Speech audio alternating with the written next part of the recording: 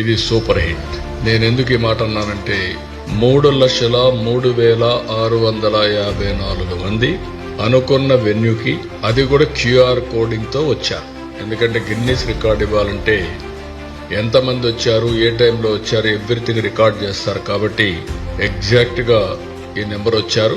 అటు ఇటు ఉంటే అవి కూడా డిసైడ్ చేస్తారు. ఇది ఫస్ట్ టైం 2 గిన్నీస్ రికార్డ్ రావడం.